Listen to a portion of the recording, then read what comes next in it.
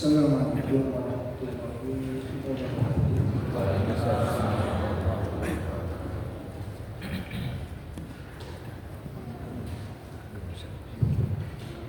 Alhamdulillah hamdan katsiran thayyiban mubarakan fihi kama yuhibbu rabbuna wa yarda. Asyhadu an la ilaha illallah wahdahu la syarika lah wa asyhadu anna Muhammadan abduhu wa rasuluh. Ya ayyuhalladzina amanu taqullaha haqqa tuqatih wa la tamutunna illa wa antum muslimun. Ya ayyuhalladzina amanu taqullaha wa qulu qawlan sadida yuslih lakum a'malakum wa yaghfir lakum dhunubakum wa man yuti'illaha wa rasulahu faqad faza fawzan 'azima. Allahumma shalli wa sallim wa barik ala nabiyyina Muhammadin wa ala alihi wa ashabihi wa man tabi'ahum bi ihsanin ila yaumiddin, amma ba'd. Ikhwatul kiram, Bapak Ibu sekalian yang semoga dimuliakan Allah Subhanahu wa taala. Alhamdulillah pada sore hari ini kita bisa hadir dalam kajian rutin setiap Kamis yang ketiga, insyaallah. Mudah-mudahan pertemuan kita di sore hari ini disertai dengan turunnya rahmat Allah Subhanahu wa taala. Dan semoga majelis yang kita adakan semoga menjadi majelis yang diberkahi oleh Allah Ta'ala, ya Rabbal Alamin. Bapak Ibu sekalian yang dimuliakan Allah, adapun materi yang insya Allah sore ini kita akan bahas adalah agar ilmu meresap ke dalam hati. Agar ilmu meresap ke dalam hati.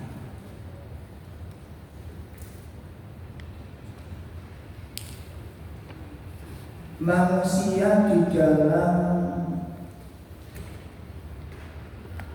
menyimak sebuah ilmu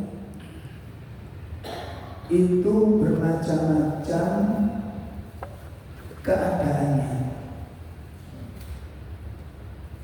bermacam-macam reaksinya. Seperti dalam satu majelis ngaji berangkat bareng di tempat yang sama,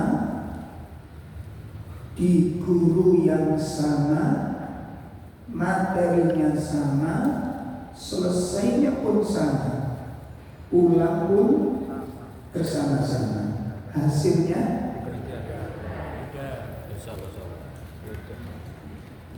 sama-sama? Kok bisa?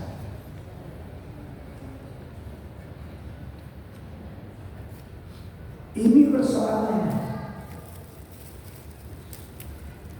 Ini sangat terkait dengan kondisi individu masing-masing orang yang mencari ilmu. ini sangat terkait dengan kondisi masing-masing orang yang mencari ilmu.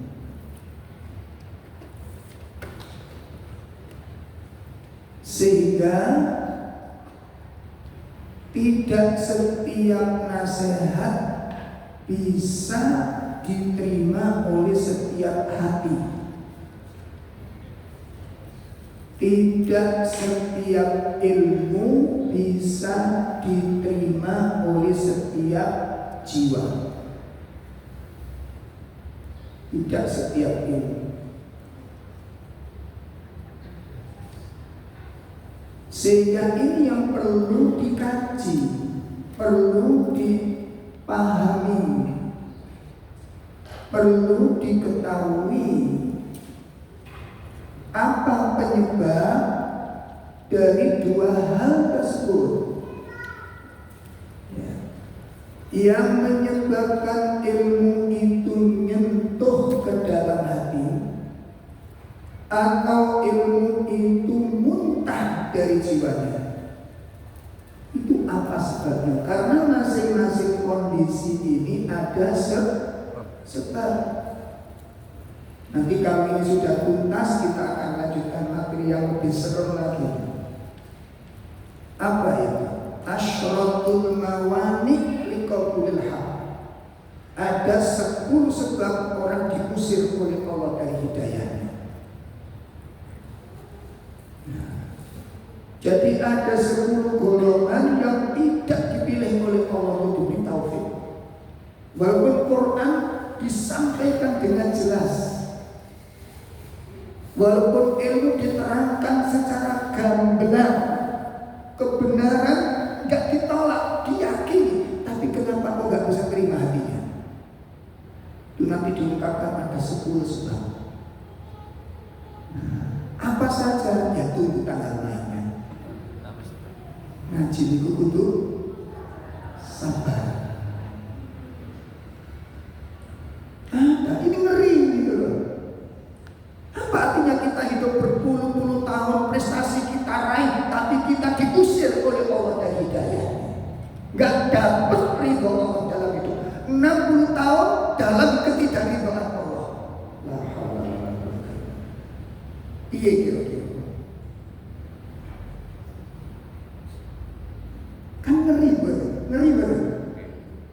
Perjalanan kita dari hari ke hari, bulan ke bulan, tahun ke tahun hanya menumpuk dosa dan dosa. Hidup kita tidak diridhoi Allah. Kembali kepada Allah dengan membawa kemurkaan Allah.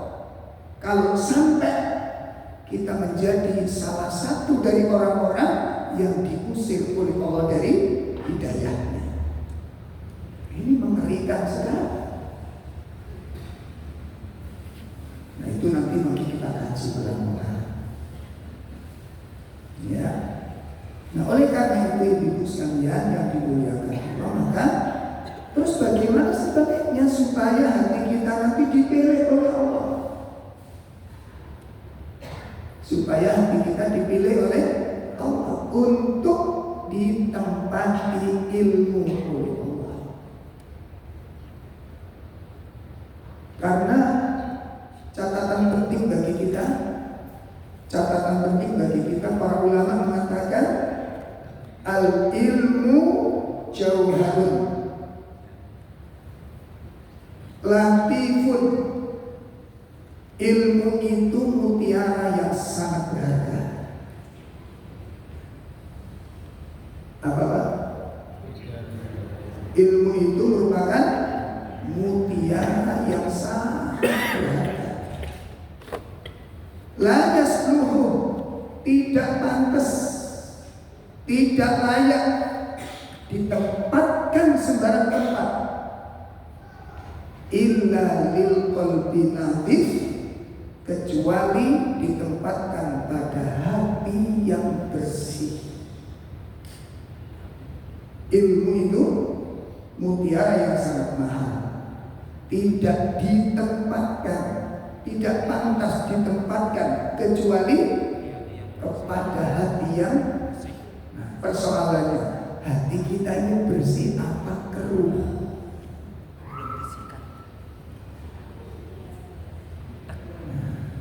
Hati kita ini jernih apa kotor? Ibu kok ngaji baru konangan. Kan kita nggak perlu hatimu elek, gak bisa gitu.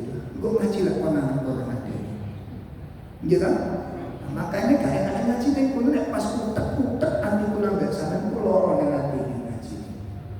Dan ngaji tazkiyah itu harus untuk gelem diurek-urek pikiran, untuk gelem. Nek gak gelem gak usah ngaji.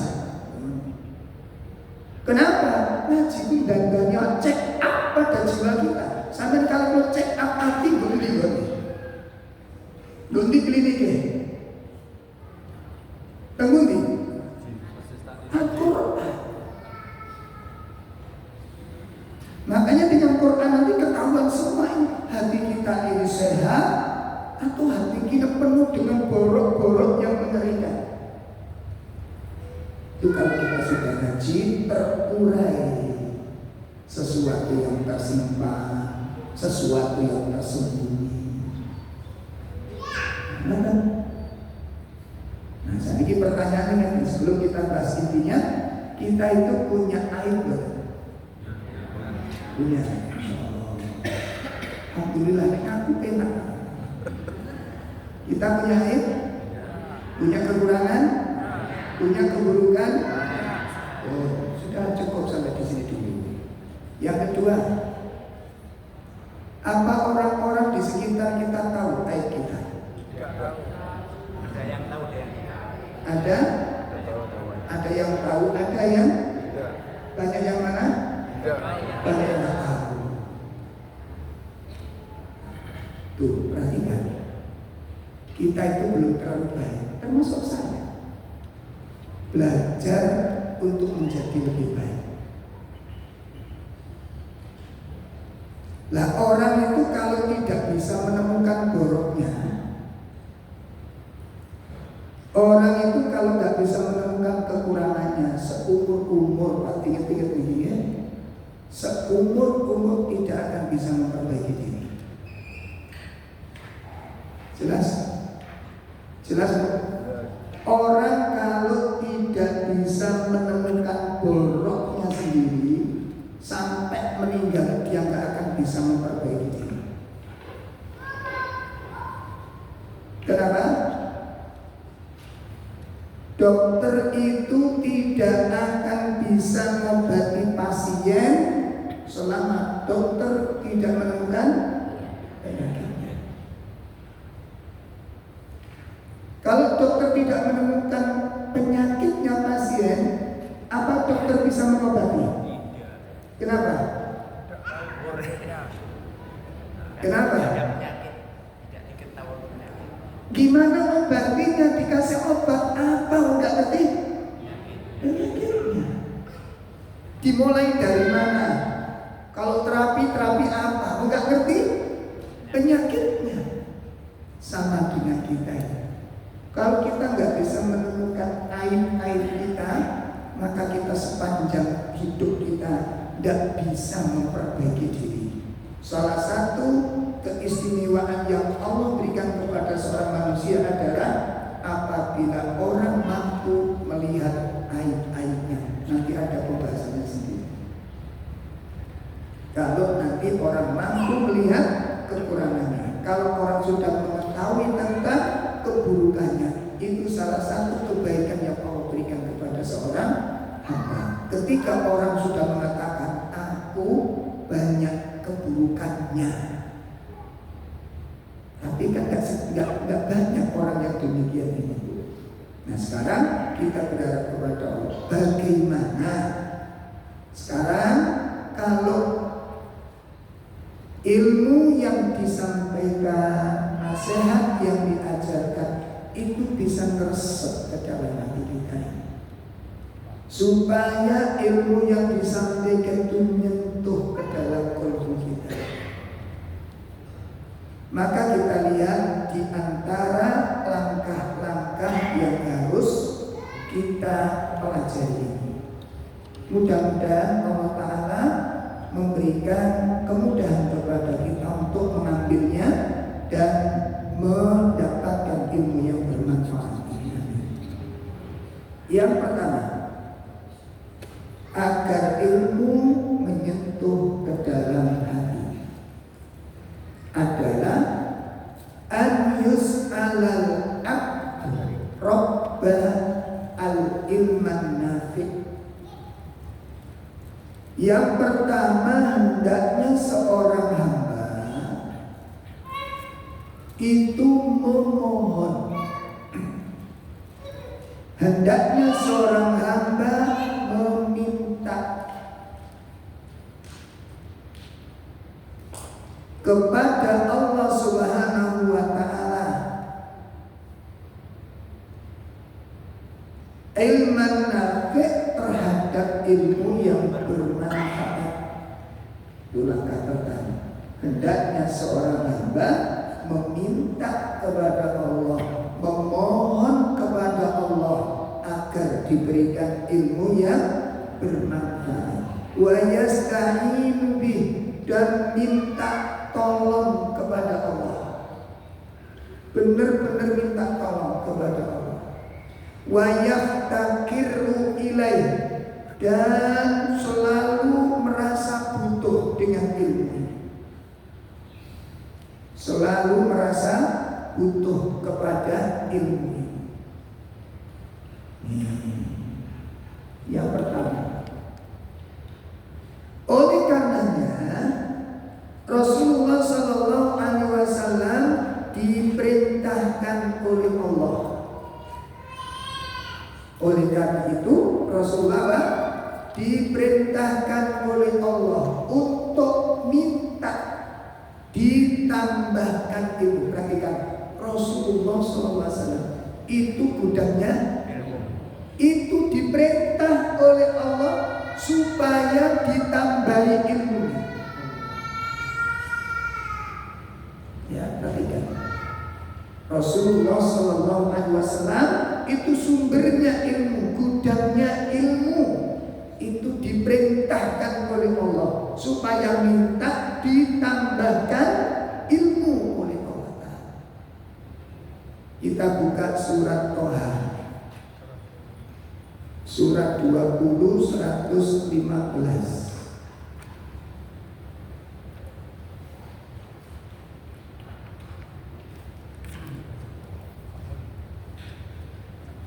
Kita buka surat apa? Toha, surat 20 ayat 114.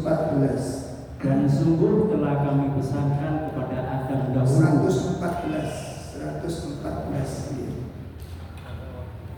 Maka Maha Tinggi Allah, Raja yang sebenar-benarnya.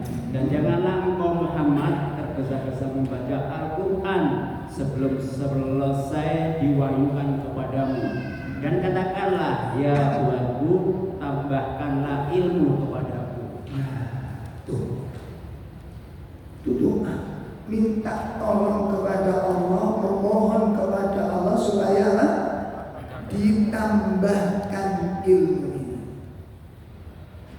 Itu minta kepada Allah, memohon kepada, minta tolong kepada Allah. Rabbi zidni. Dan di setiap pagi Nabi mengajarkan kepada kita masuk dalam zikir harian.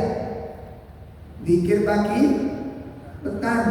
Di zikir pagi Nabi ngajarin kita apa?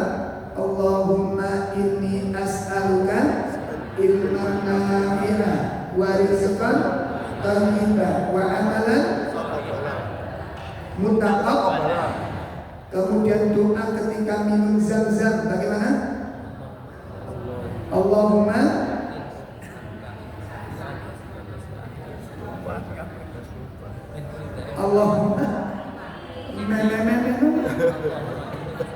Allahumma inni as'aluka ilman nafi'an wa rizqan wasi'an wa shifaa'an min kulli da'. Yang belum bisa jangan kosong kuning kok malah gagal.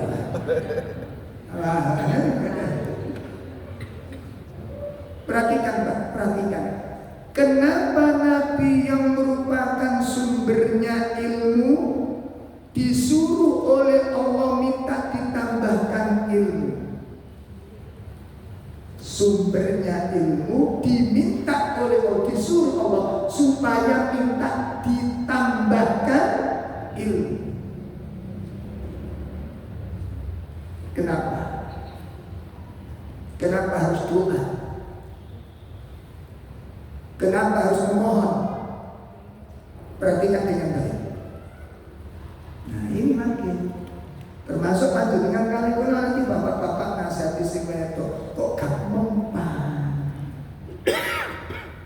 Istri saya itu kalau tak nasihati mentek gak ada 11.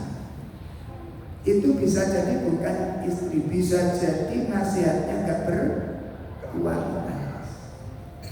Orang tua nasihati anak kok gak ngancet, bisa jadi Tuhan kurang Tuhan. Nah bukan, kalau kita nasihati anak dengan mendoakan anak itu jumlahnya banyak mana? Doakan. Nasihati berdoakan. Umber anak ambil dengan anak minta doa kepada Allah untuk anak-anak. Itu harus lebih kuat. Banyak doanya. Nasihat anak dikit-dikit aja, tapi yang berkualitas, waktunya tepat, kondisinya tepat, nasihatnya tepat. Nggak usah banyak-banyak ngomong sama anak-anak. Itu nanti berkualitas. Ya kapan-kapan kita bahas, kita harus belajar jadi orang tua yang baik juga. So, alasan pertama, Rasulullah Shallallahu Alaihi Wasallam bersabda, kenapa kok kita minta kepada Allah? Kenapa kok kita selalu memohon tambah ilmu kepada Allah setiap hari, setiap pagi disuruh berdoa minta tambah ilmu, minta tambah. Kenapa? Pertama, didasari oleh hadis Nabi Shallallahu Alaihi Wasallam, beliau mengatakan, innama ana qasim. Ini Rasulullah bersabda, sesungguhnya aku ini hanya bisa menyampaikan ilmu. Aku hanya bisa mengajarkan ilmu. Itu tugasku, kata Nabi. Aku hanya bisa menyampaikan. Aku hanya bisa mengajarkan. Wallahu yu'ti, dan Allah yang nanti memasukkan ilmu ke dalam hati. Itu rahasia. Siapa yang memasukkan ilmu ke dalam hati? Kita kepada Allah. Ya. Ini yang pertama rahasia. Kenapa kok kita minta kepada Allah? Dan kenapa kok disuruh berdoa kepada Allah? Karena kita gak punya kemampuan memberikan ilmu ke dalam hati. Itu yang disebut dengan hidayah taufik. Hidayah ada berapa? Hidayah ada berapa? Berapa? Kasih tahu berapa? Ada 2. Ya, bukan taufik, hidayah boleh. Kalau itu pemainnya, pemain bulu tangkis. Hidayah itu mengkali itu. Satu disebut hidayah al-irsyad. Setunggal disebut apa? Hidayah al-irsyad. Apa itu hidayah al-irsyad? Hidayah berupa bimbingan ilmu. Ya, hidayah berupa apa? Bimbingan ilmu. Nah, itu wilayahnya Nabi dan para ulama dan para dai, itu wilayahnya. Apa itu? Seperti Nabi memberi petunjuk bagaimana cara merawat jenazah. Nabi memberi petunjuk cara manasik haji. Nabi memberikan petunjuk cara manasik umroh. Jelas nih? Nabi memberi petunjuk cara mandi junub, memberi petunjuk berupa apa? Berupa apa? Ilmu dan bin. Disebut apa tadi? Hidayah al-irsyad. Seperti saya menyampaikan cara mendapat ilmu yang bermanfaat. Ini saya memberi petunjuk, dengan petunjuk berupa apa? Bimbingan. Petunjuk berapa apa? ilmu dan wawasan itu petunjuk namanya. Petunjuk apa? Al-irsyad. Petunjuk yang bentuknya bimbingan, petunjuk yang bentuknya ilmu dan wawasan. Itu namanya hidayah al-irsyad. Adapun hidayah taufik adalah masuknya cahaya ilmu dan nasihat ke dalam hati. Masuknya cahaya ilmu dan nasihat ke dalam hati, sehingga mutiara bahasa, sari-sarinya bahasa begitu disampaikan nyentuh ke hati. Itu namanya taufik. Contoh.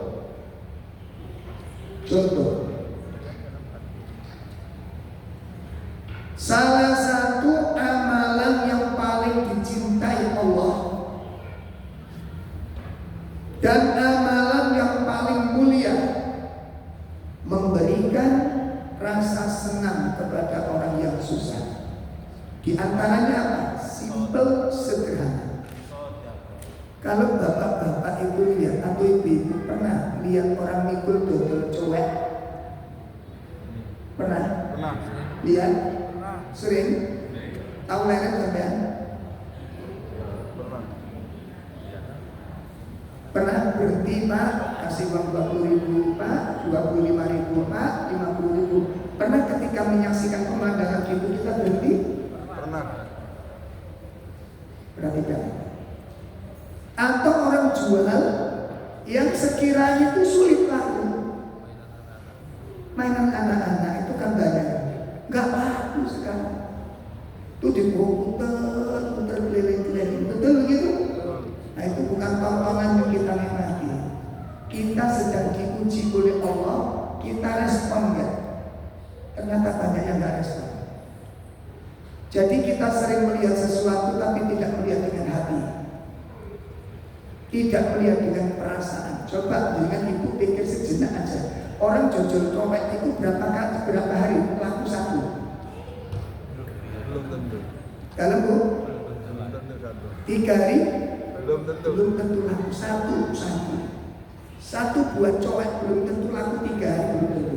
Jenengan dengan saya sampai ke situ mikirnya. Saya nggak paksa jadi terlalu mikir loh ya. Sudah banyak mikir soalnya.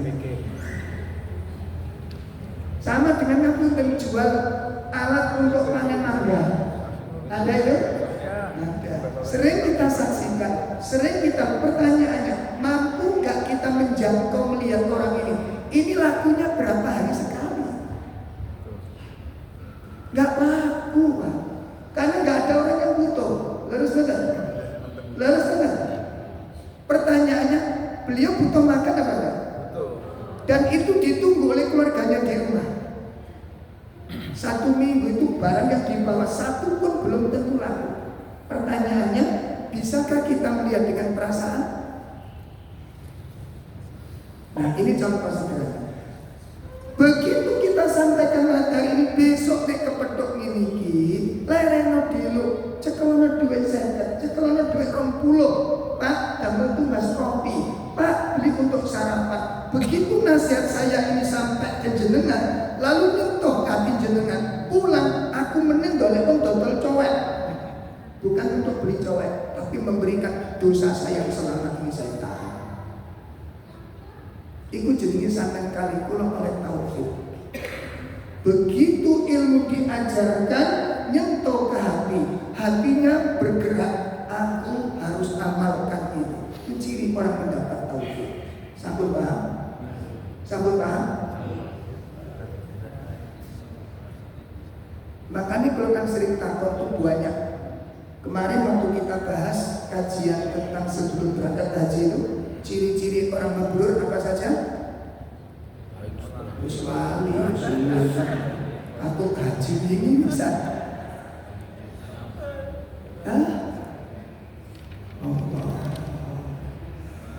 Salah satunya nyantuni orang-orang miskin. Yuk itu mana? Di murojaah dievaluasi lagi. Berapa lama biasanya kita datang ke orang miskin? Berapa lama masuk ke rumah orang miskin. Ini jawabnya angel jadi. Yuk kan? Apa kita mengalami kesulitan? Apa di sekitar kita orang miskin sudah nggak ada? Ada. Apa kita nggak punya kemampuan? Mampu. Kan nggak harus banyak. Kalau materi ini didengar, hatinya bergerak. Aku harus amal. Itu tandanya orang mendapat. Itu ciri orang mendapat taufik dari Allah. Napa sih pun jadinya taufik itu? Napa taufik itu? Artinya taufik itu apa? Dari kata-kata wafaqa. Hadis belajar Bukhari Muslim, mutafakun, mutafak menyepakati. Jadi orang yang mendapat taufik, hatinya itu menerima ilmu dan kemudian bertumbuh sebagaimana yang diinginkan ilmu. Saya ulang, hatinya menerima ilmu, lalu merespon, lalu bergerak dan hatinya mengamalkan ilmu. Itu namanya taufik. Hatinya menyepakati dan menerima ilmu ini. Itu namanya taufik. Lah, masuknya sari-sari hidayah ke dalam hati, wilayahnya siapa? Wilayahnya siapa? Makanya kasusnya terlibat. Saya cuma bisa menyampaikan saja. Berikutnya, satu, terserah Allah. Yang kedua, panjenengan dengan saya itu apa betul-betul ingin jadi orang baik. Itu kuncinya. Betul gak? Saya ingin jadi orang baik. Benar gak itu ada di dalam hati kita? Itu konsepnya yang paling mendasar. Sangat dipahami. Aku ingin jadi orang baik. Aku ingin berubah lebih baik. Itu konsep. Kalau di hati kita tidak ada kekuatan itu, wis tak sampean tekan ustaz model kok gak akan menyentuh hati kita. Nek perlu undang ustaz-ustaz bukan dari luar kota, nek perlu dari luar dunia. Tak lurin. Kalau di hati kita nggak ada kerentak, nggak ada greget, saya ingin lebih baik, nggak bisa orang baik. Sampai kali kalau kepingin teman dari orang itu kunci ini, paham? Gak akan tentu ilmu. Makanya kekuatan doa itu tergantung kekuatan keinginan. Dasarnya keinginan kita untuk jadi lebih baik, Allah kabulkan. Karena ada kekuatan keinginan kita untuk lebih baik. Itu kunci pertama. Itu kunci pertama. Satu, supaya doa. Kenapa kok kita disuruh berdoa dan selalu berdoa? Karena ilmu milik siapa? Allah. Pemilik ilmu itu Allah. Pemilik hidayah itu Allah. Yang bisa memasukkan ilmu ke dalam hati tadi siapa? Makanya kalau ibu akan memberi nasihat dan selesai memberi nasihat, jangan lupa doa. Saya kalau mau nasihati anak-anak saya, sebelum nasihat, saya manfaatkan dulu, baca Quran, minta sholat 2 rakaat, minta tolong sama Allah, supaya nasihat saya itu nyentuh hati anak saya. Iya, jadi saya minta tolong dulu kepada, karena kekuatan saya nggak mampu menyentuh hati anak saya, itu wilayahnya siapa? Allah. Minta tolong kepada Allah. Begitu juga setelah selesai memberi nasihat, minta tolong lagi kepada Allah, supaya apa yang sudah dinasihatkan tadi betul-betul Allah masukkan ke dalam jiwanya. Karena ini ilmunya milik, itu wilayahnya Allah Ta'ala. Itu rahasia pertama, kenapa kok kita berdoa. Nah yang kedua, ini masih poin pertama ya. Masih poin pertama, kenapa kok kita disuruh berdoa dan harus memohon pertolongan Allah. Yang kedua, kekuatan doa, kekuatan permintaan tergantung Bapak Ibu menilai doa ini berapa nilainya, ilmu itu berapa nilainya. Saya ketiba, kalau orang memandang sesuatu itu sangat penting dan sangat urgent, maka kekuatan doa akan menyertainya. Kalau orang memandang sesuatu yang diminta itu sangat penting, sangat berharga. Sama dengan ini, orang punya gelang. Kalau ibu kehilangan gelang, karet, sak gendel isi 20 hilang, dah bingung. Gimana tuh? Enggak stres, enggak nyelelem, dan enggak nyari-nyari. Kenapa? Kan enggak ada nilainya. Enggak ada nilainya. Tapi kalau kehilangan gelang satu buah, tapi harganya 100 juta, itu nyelelemnya berapa hari? Jawab, lihat, perhatikan. Nilai perasaan ini loh. Gak biasa nyapu tiap hari nyapu setelah gelangnya hilang. Gimana? Biasanya 2 hari sekali baru disapu. Hari ini sehari bisa 3 kali nyapu. Lemari tuh ya buku tuh ya. Kenapa? Karena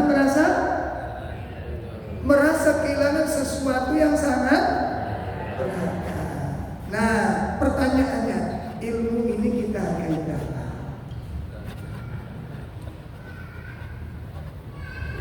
Saya nanya panjenengan, ya, siapa di antara panjenengan kalau nggak ngaji sehari, pas waktunya ngaji nggak ngaji, terus setelah selesai malam nanya di grup ibu-ibu, bapak-bapak di grup, tadi siapa ya yang datang pengajian, mohon hasil pengajiannya di share. Saya tadi nggak ikut ngaji. Ada yang satu aja begitu. Ada? Oh kamu, berarti kapan orang gani masih hilang ya enggak? Sedih. Di situ letaknya kenapa hidayah sulit masuk ke dalam hati kita. Kenapa kita kurang serius mencari ilmu? Karena di hati kita ilmu kurang ada nilainya.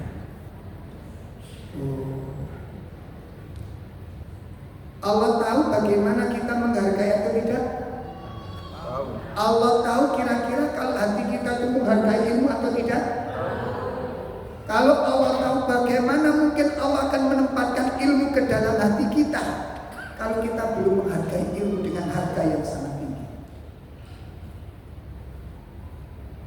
Bagaimana Allah akan meletakkan ilmu di hati kita? Dan Allah tahu kita bukan orang yang memuliakan dan mengagungkan ilmu. Itu salah satu kenapa sulit menyentuh hati kita ilmunya. Buat bapak-bapak, maka kuatkan doa. Kekuatan doa tergantung apa tadi? Tergantung apa tadi?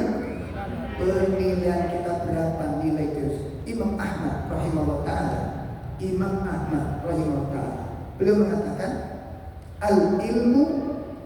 al-ilmu asyaddu ila nasi minat ta'ami wasyarab. Ilmu itu jauh lebih penting dibutuhkan manusia dibandingkan kebutuhan makan dan minum. Ini mesti takon dia mosok sih, mesti mosok ilmu lebih. Oh, ayo dicocokkan. Kita makan minum sehari berapa rekan biasanya? Maksimal makan berapa? 3 kali 4 kali. Kalau subuh-subuh malah nggak boleh sering-sering. Ya. Waktunya kudu mangan akeh, semua mesti dipangan malah boleh makan. Saya guyonan sama bapak-bapak yang jual gado-gado di masjid Al-Falah Surabaya. Debat masalah malam jalan gaduh-gaduh tadi. Guyoni saya layo Mas, kaya apa ikannya wis tak kiri oleh menang enak. Karena apa Mbak? Biyen si oleh mangan, kalau mesti dipangan. Saiki wis ana sing dipangan, aku sih gak oleh. Lho kita betul. Karena dengan usia itu tidak sembarangan makanan bisa dimakan, tapi nggak boleh makan. Dulu pas boleh-bolehnya makan, orang masih dipangan karena keadaan miskin. Lah sekarang sudah semuanya ada, kita yang nggak boleh. Allah. Ya ini penting Pak. Kata Imam Ahmad, ilmu itu lebih penting, lebih dibutuhkan manusia daripada sekedar kebutuhan makan dan minum. Bahkan minum bisa dihitung berapa kali kita sehari, bisa dihitung sehari berapa kali, bisa dihitung benar Pak. Sementara ilmu, perhatikan, kebutuhan manusia kepada ilmu setiap perubahan aktivitas membutuhkan ilmu sendiri-sendiri. Bangun tidur butuh. Bagaimana Anda bangun tidur sudah memetik buah pahala yang luar biasa. Luar biasa panjenengan dengan saya. Kalau kita renungkan dahsyatnya keislaman, indahnya keislaman, mulianya Islam, baru bangun tidur Anda sudah memetik buah pahala. Di mana letak pahalanya? Anda pikir kepada Allah. Baru bangun tidur Anda sudah memetik buah pahala, sudah diberi pahala oleh Allah. Bangun tidur begitu jebret, alhamdulillahilladzi ahyana ba'dama amatana. Pahala dikirimkan. Masuk ke kamar mandi, pahala lagi. Gimana doanya? Bismillahirrahmanirrahim amutu wa ahya. Gimana gini? Turunan. Tidur lagi. Pahala lagi bukan? Pahalanya double. Satu, berdoa itu ibadah. Lalu kenapa Pak doa? Karena diperintah Nabi, taat kepada Nabi, pahala sendiri. Lalu masuk kamar mandi menggunakan kaki. Kenapa Pak kaki kiri? Burukan. Baca kiri pahala enggak? Ya, nyaduk pintu. Kenapa kok kaki kiri? Karena Nabi SAW mengajarkan dan saya cinta kepada beliau. Saya tunjukkan jejak saya sampai masuk kamar mandi pun mengikuti sunnah Nabi. Itu pencinta Rasulullah SAW sejati. 3 pahala kita baru masuk kamar mandi. 3 pahala. Doa, menghidupkan sunnah, ittiba sunnah. Panen pahala. Butuh ilmu apa enggak? Di kamar mandi butuh ilmu lagi. Apa saja yang nggak boleh di kamar mandi? Baca Quran. Apa? Baca Quran. Menyanyi, baca Quran nggak boleh. Tapi kalau nggak sengaja barangkali pas murah kuat takbir murah kuat. Terpaksa. Nggak betul. Lo baik tapi Allah Akbar berdua gitu.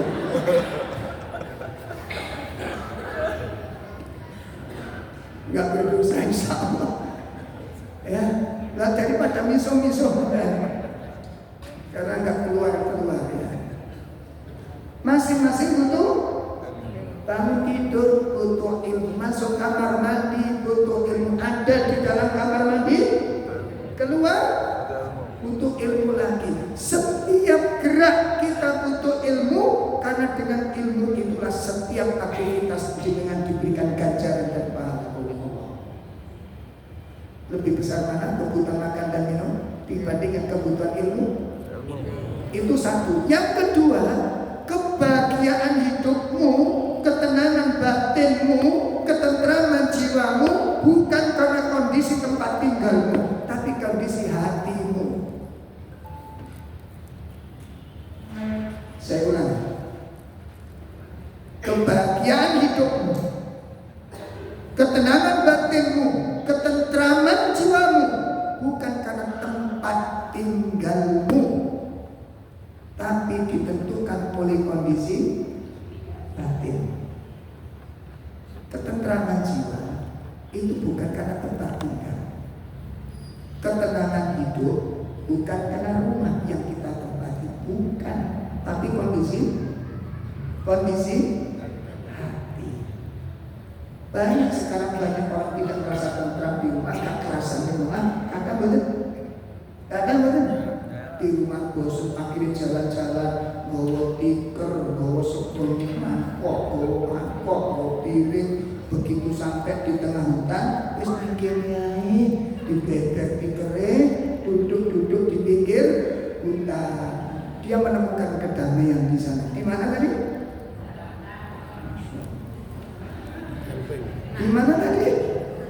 Di pinggir hutan. Dia dapatkan ketenangan. Enak di sini. Besok diulangi lagi? Oh enggak, cari tempat. Cari lagi ketemu, ada di pinggir sungai. Coba di sini berhenti di sana, digelar ikannya, dia keluarkan nasinya, makan di sana, dia menemukan ketenangan. Di mana? Pinggir sini. Enggak, jangan sampai di gelandang mau ya. Bagaimana Anda bisa menemukan di pinggir pantai, di pinggir sungai, di pinggir hutan, lalu tempat itu untuk apa? Kamu bangun rumahmu, kamu nggak dapatkan ketenangan. Setelah itu kamu cari ketenangan di mana?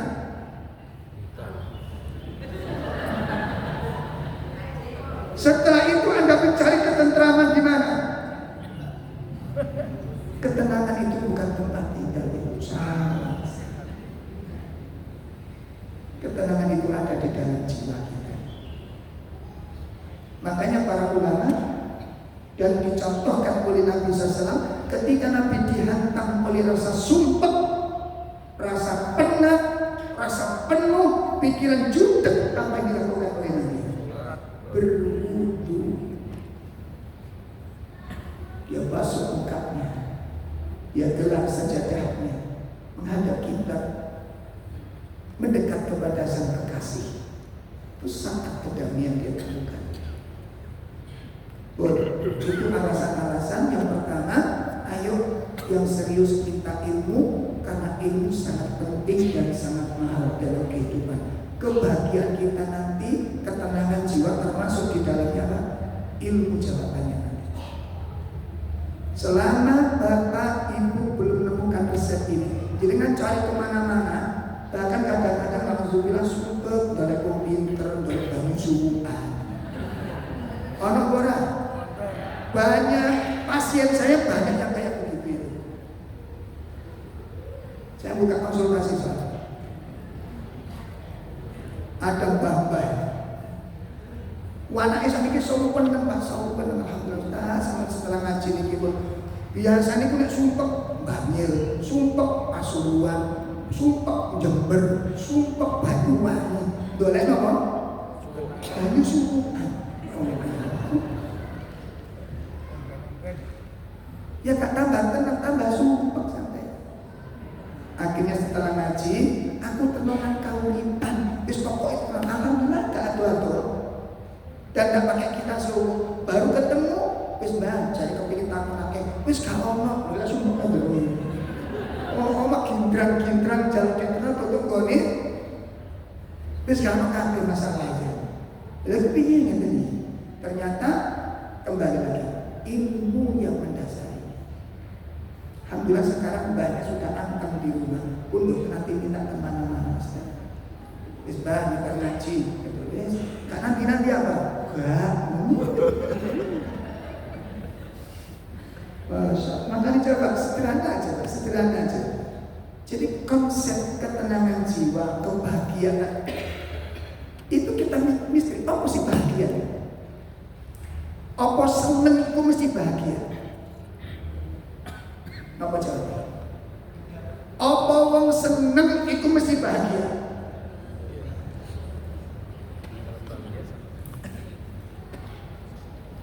Kapan-kapan gak usah dipikir teman-teman. Akan kita kupas, Yang ngerti makna ini. Karena kita sering menilai, oh mesaknya dia itu kulitnya seorang. Apa nek uripe seorang mesti menderita? Hah? Belum tentu. Kalau hidupnya sengsara, kerjanya berat, apa menderita? Belum tentu.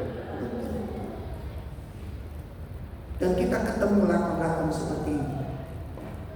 Ketemu. Dan dia tidak merasakan penderitaan sama sekali. Dia merasakan kenikmatan-kenikmatan yang luar biasa. Masya Allah.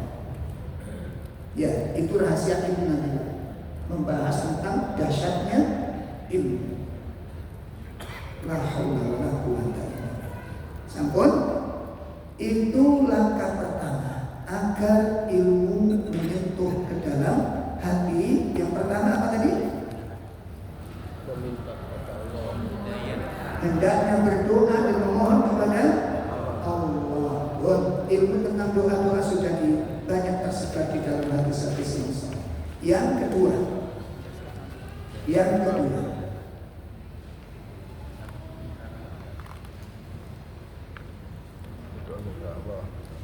langkah yang pertama agar ilmu menyentuh jiwa.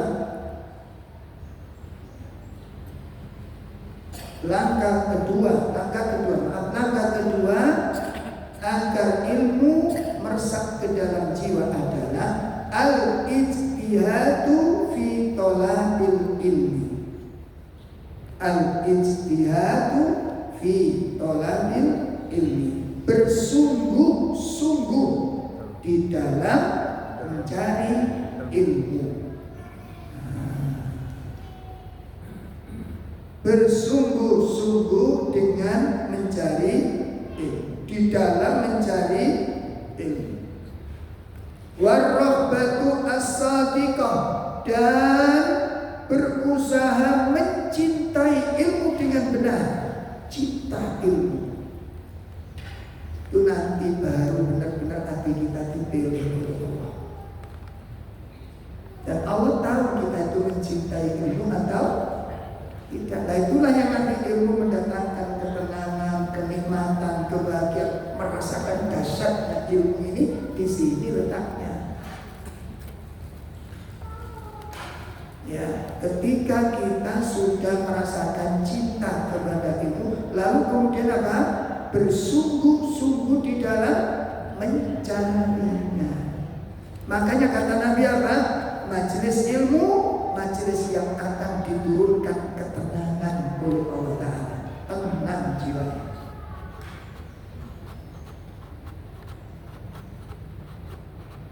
Tenang jiwa. Apa konsep ketenangan? Salah satunya mahabbah. Napa Bu? Napa mahabbah itu?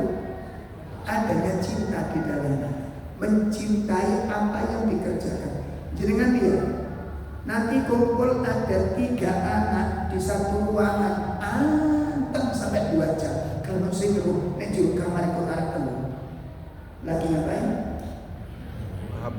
Lagi ngapain? HP. Rong jam buat pengajian cengang tadi. Ngaji rong jam. Ustadz gendeng. Ustadz lambene blek. Ngaji rong jam, menil diundang mana? Sampai 2 jam.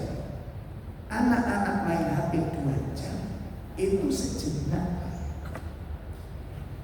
Betul? Betul? Dan mriki nek terame gimana? Dipeseni ngoten, Ustaz, nanti tolong surati jangan. Nggih ngoten ya. Sik masalah berarti. Sik masalah. Kenapa? Nanti kalau lama-lama nggak bisa konsentrasi. Oh, masalahnya bukan lama dan singkat, bukan di situ. Cintamu kepada Allah itu belum perlu diperbaiki. Kasih contoh saja. Pol-polane ustaz sing paling panjang mimpin terawih kula ndak sampean pirang jam. Pol-polan. Wis rekor. Ustaz itu paling sulit. Mocone wis rada lambat, dawa sisa. Iku sing gawe gorokan serik niku.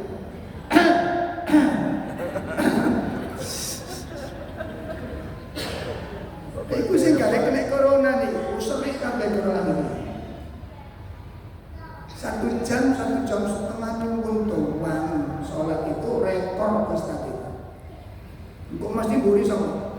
Iki wong desa iki. Ngono ditolak jadwal ono marang ora. Iku penyakitnya lemas jintan itu kuwi. Wis tak omong ae saiki. Ambek dandani eleke kula biasa. Iki elek sekali. Ngaku iki elek. Elek iki. Kesel. Pun saya kita takon sih. Anda cinta sama Allah apa enggak? Cinta Allah sama enggak? Cinta. Tak percaya. Orang kalau cinta, telepon dengan orang yang dicintai lama atau pendek? Lama. Ya selesai sudah. Jawab. Kalau kita ketahuan orang yang dicintai, ingin cepat apa ingin lama-lama? Sudah, itu jawaban selesai sudah.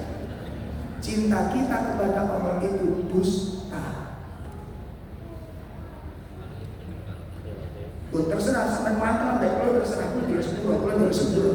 Saya minta maaf, tapi usaha saya. Kenapa? Itu kedustaan yang kita tunjukkan di hadapan Allah dan Allah tahu. Sambal? Nah, pakai contoh yang kedua. Orkes minimal berapa jam? Apalagi orkes yang terkenal dulu ada namanya bukan, wah kasih mati nih loh sih. Apa sih itu namanya? Palapa.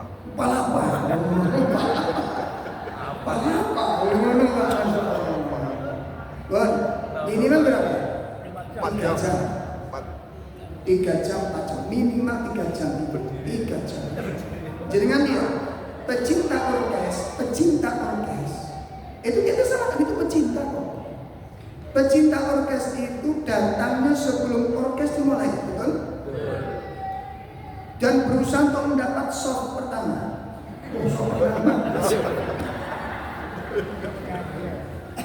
Gimana? Allah. Berdiri Pak, berdiri begini. Sebab nonton orkes Kongo nggak nikmat. Nggak bisa dia terapkan cintanya kepada yang dicintai. Dia harus berdiri. Begitu dimulai, gitar dipetik, seruling ditiup, gendang dipukul, mata dipejamkan,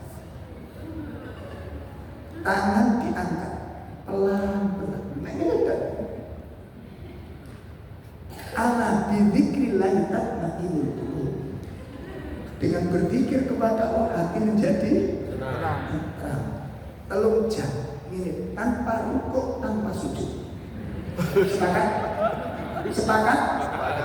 Itu berdiri di tengah lapangan. Telung jam kuat. Sampai 1 jam setengah paling lama. Itu pakai rukuk, pakai sujud. Setelah 2 rakaat melensit, engkau suwe titik patok kabeh. Gimana? Imamnya kesukaan temu-temu ngadek-ngadek gak mari-mari. Saya paham. Makanya kalau saya ngisi pengajian, amin awal, kita tak ada seneng. Terus kudu dipercepat, kudu ngerti. Apal. Makanya tak sampaikan. Masalahnya bukan panjang pendek, kita belum mencintainya. Cinta itu menghilangkan capek. Arek layangan bentuk deng-deng nih ke lapangan. Panas apa enggak? Panas. Tapi panas terasa panas apa enggak? Kenapa? Cinta. Sudahkah itu kita buktikan dan kita rasakan di hadapan Allah yang Allah bangga dengan amal panjenengan? Tidak bisa kita tunjukkan. Yang kita tunjukkan beban penderitaan. Enggak selesai semua. Akhirnya dikiranya cepet-cepet. Bagaimana kita bisa merasakan nikmat lezatnya pertama? Yang kita tunjukkan, yang kita tampilkan, yang kita pertontonkan di hadapan Allah adalah ibadah yang dipenuhi dengan kepalsuan. Sampai kapan itu? Kita berpura-pura jadi orang soleh di hadapan Allah. Kita bisa dikelabui, tapi Allah tidak bisa dikelabui. Kita bisa dibohongi, enggak Ustaz, enggak bisa. Tapi Allah tidak bisa dikelabui. Hati kita penuh dengan kebencian dengan ibadah. Makanya ibadah jadi beban. Sudah kecanduan dengan sholat, sudah ketagihan zikir, sudah kecanduan dengan baca Quran, seperti anak-anak kecanduan dengan HP. Kalau sudah main PS itu, waktu liburan, saya sering menunggu anak-anak saya, anak-anak santri-santri itu gitu. Dohri itu punya ngutu sambil bawa payung, temu kemudian, nah ini dohri arah-arah Ustaz, mulai isuk dengan perayaan gitu, sampai jam 3 disusul juga mulai. Wong iki mau turun mangan. Tengok itu ketika sudah iktikaf di sana. Tumak minah, sakinah, mawaddah, warahmah. Betul begitu? Pertanyaan, lapar nggak anak-anak? Lapar. Haus nggak? Haus. Letih. Cuma itu semuanya dikalahkan dengan apa? Dengan sudahkah sejauh mana kita mencintai Allah? Sudah tahu rahasia kenapa kita nggak merasa tentram sholatnya?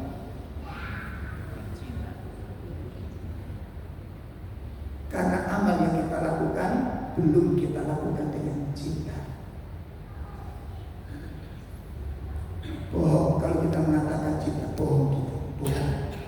Maka sebelum kita ditemukan oleh Allah dalam keadaan kubur, mending sekarang kita bongkari. Sakit sedikit tidak masalah, tapi harus diperbaiki. Sebelum Allah katakan kamu dusta, habis amal kita. Ya, jelas ini Pak? Ayo dirasakan. Nah caranya bagaimana? Caranya tempatkan, posisikan ibadah sebagai kebutuhan. Itu lain dari cara pandang. Itu cara kita mengelola masalah menjadi anugerah. Merubah masalah menjadi capek, letih itu nikmat. Capek, letih iya tapi nikmat. Oh jangan kalau tahu masa karnaval SCTV dulu 5 hari ikut terakhir itu band terkenal slang. Pernah dengar? Slang. Itu pecinta-pecintanya jauh-jauh dari Ngawi. Itu 3 hari sebelum mulai itu slanker mania itu sudah bikin tenda-tenda kecil Pak. Mereka wukuf di mana? Di gor Pak. Ngamen tiap hari dibelani kayak mau demi bisa ketemu dengan yang dicintai. Kulang biasa gak izin kira-kira mengatakan saya cinta kepada Allah. Gak izin kira-kira kulang sampai. Gak malu kira-kira dengan orang-orang yang mencintai maksiat. Capek sedikit kita mengeluh, capek sedikit kita capek. Memang gak dikasih pahala oleh Allah dengan capek kita ini. Makanya saya kerja saya capek tapi saya bahagia dengan capek saya. Kenapa? Keringat saya ditebus oleh Allah dengan surga. Saya berharap keringat saya dapat surga. Saya keringat capek saya menjadi penghapus dosa-dosa saya. Makanya capek tidak terasa capek. Kenapa? Nikmat. Ada harapan, ada kebutuhan di dalam. Ngurusi keluarga itu capek kamu betul. Capek, tapi bagaimana capek yang membawa kenikmatan? Tempatkan, posisikan ibadah sebagai ibu bapak pernah bosan nyetel duit enggak?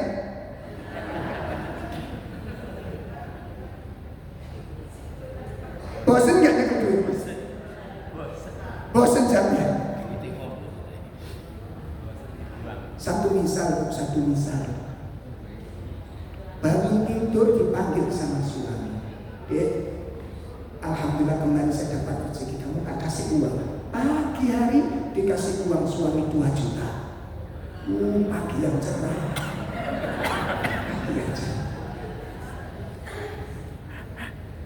Siang ditelepon oleh suami dari luar. Nomor rekeningmu berapa? Kenapa? Kamu transfer lagi. Lu dapat dari mana? Ditolak apa diterima? Masya Allah diterima. Gak bosan. Ulang sore-sore suami Diterima atau ditolak? Duitnya semua.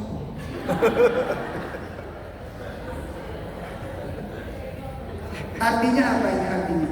Kenapa tidak pernah bosan terima dan tidak pernah segan, tidak pernah bosan ngelihat gambari yang ngono-ngono ae? Kenapa? Kenapa? Karena menempatkan sesuatu sebagai kebutuhan. Ayo kita tempatkan ini. Sehingga di masa tua panjenengan, di masa sepuh panjenengan capek, letih, tapi terasa nikmat, ada sesuatu yang dicari di sana. Nabi Sakir jenenge wong tuwa, makanya di kata orang bahasa Jawa itu wis gerang kan gitu kan. Wis tuwa niku jenenge napa? Napa gerang? Segera gerang. Jadi ini wis tuwa niku sehatnya itu malah jarang. Ijtihad fi talab, sungguh-sungguh dalam mencari ilmu. Kalau sudah menempatkan ilmu sebagai kebutuhan dan memiliki rasa cinta kepada ilmu. Imam Syafi'i rahimahullah ta'ala berkata, nah ini kita lihat ada nasihat mulia dari Imam Asy-Syafi'i rahimahullah ta'ala. Beliau mengatakan, akhi, lan tanalal ilma illa bisittatin. Ini nasihatnya Imam Syafi'i. Wahai saudaraku, engkau tidak akan meraih ilmu, engkau tidak akan bisa mendapat ilmu yang bermanfaat kecuali dengan 6 perkara. Kata Imam Syafi'i, seseorang tidak bisa mendapat ilmu yang bermanfaat kecuali dengan apa? 6 perkara. Sa'unbihuka antafsilihan dibayan, dan aku akan mengabarkan kepadamu, menjelaskan dengan terang apa 6 perkara tersebut. 1. Zakaun. Orang cari ilmu itu membutuhkan kecerdasan. Membutuhkan apa, Pak? Cerdas. 1. Yang kedua, wahirsun, kemauan yang keras. Yang kedua apa? Kemauan yang keras. Yang ketiga, wajtihadun, sungguh-sungguh. Nah, makanya bagi bapak-bapak yang belajar membaca, ada taksin untuk bapak-bapak sing sabar. Bismillah. Wis sok guys sing baudan. Sing tekun, sing sabar. Allah kasih. Allah tidak melihat hasil, tapi Allah melihat kesungguhan panjenengan dengan saya. Dan nanti nggak tiba itu sama Allah. Saat jenazah kita dimasukkan ke dalam liang kubur, kok masih belum bisa baca Quran, kita nggak akan disalahkan oleh Allah, karena kita sudah ikhtiar dengan sungguh-sungguh. Itu yang ketiga. Kata Imam Syafi'i, baru ilmu akan bermanfaat yang ketiga kalau kamu sungguh-sungguh. Yang keempat apa? Wabul ghotun, butuh bekal, dibekali. Cari ilmu itu dibekali. Di antara ditulis atau direkam. Ya, seperti kita kalau anak-anak sekolah tidak dibekali gimana? Tidak serius namanya. Betul begitu? Maka ilmu ini tidak akan bisa bermanfaat kecuali dengan bekal yang cukup. Yang kelima, apa kata Imam Syafi'i? Wasuhbatul ustaz, membutuhkan bimbingan ustaz. Tidak boleh dipahami sendiri. Tanya, kalau nggak bisa tanya. Jangan diam, kalau nggak tahu jangan diam. Nanti kita dipaitu besar-besaran oleh Allah. Kok bisa salah? Apa nggak ada orang alim di sekitar? Bukan bisa jawab kita. Makanya tanya, mendekat, jangan malu. Justru kita harus malu kalau nggak ngerti sesuatu. Kita akan dipermalukan oleh Allah di sisi Allah. Jadi yang kelima apa? Membutuhkan bimbingan ustaz. Ya, tanya, kalau nggak tahu tanya yang benar. Yang keenam, apa kata Imam Syafi'i? Watulu zamanin, membutuhkan waktu yang panjang. Berarti nama membutuhkan waktu yang panjang, berarti nama mana nih? Kudu telaten, tur kudu sabar. 5. Bekal utama kata Imam Syafi'i agar orang mendapat ilmu